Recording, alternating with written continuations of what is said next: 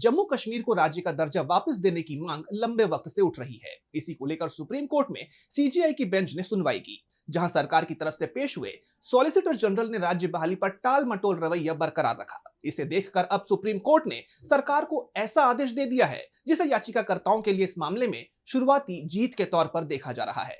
तो क्या आदेश दिया है सुप्रीम कोर्ट ने और क्या कुछ हुआ इस मामले की सुनवाई के दौरान, जानेंगे इस रिपोर्ट में। जम्मू कश्मीर का राज्य का दर्जा बहाल करने की मांग वाली याचिका पर सुप्रीम कोर्ट में सुनवाई हुई। CJI B R. गवई और जस्टिस के विनोद चंद्रन की पीठ ने मामले की सुनवाई की। पीठ ने इस मामले में केंद्र सरकार को 6 हफ्ते का वक्त दिया है। इन 6 हफ्तों में सरकार को यह बताना होगा कि वो कब तक जम्मू कश्मीर का राज्य का दर्जा बहाल करेगी।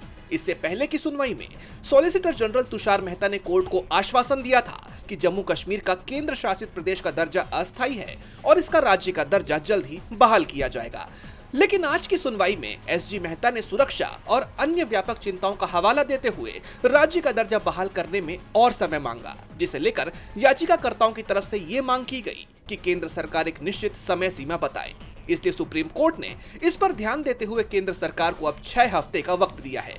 इसके साथ ही कोर्ट ने अपने आदेश में यह भी कहा है कि जहां एक तरफ विधानसभा चुनाव शांतिपूर्ण तरीके से हुए हैं, वहीं दूसरी ओर कुछ सुरक्षा घटनाएं भी हुई हैं, जिनका केंद्र सरकार को संज्ञान लेना होगा। कोर्ट के इस आदेश से पता चलता है कि अगर वो इस मुद्दे पर सरकार की मांग के मुताबिक चलती रही तो फिर ये मुद्दा अनिश्चित काल के लिए टल सकता है। इसलिए उसने सरकार के सामने 6 हफ्ते की डेडलाइन रख दी है।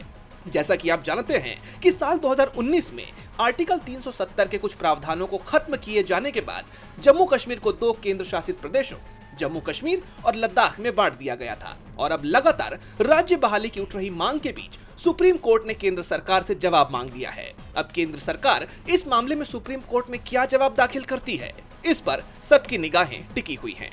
डीबी लाइव जम्मू कश्मीर की रिपोर्ट।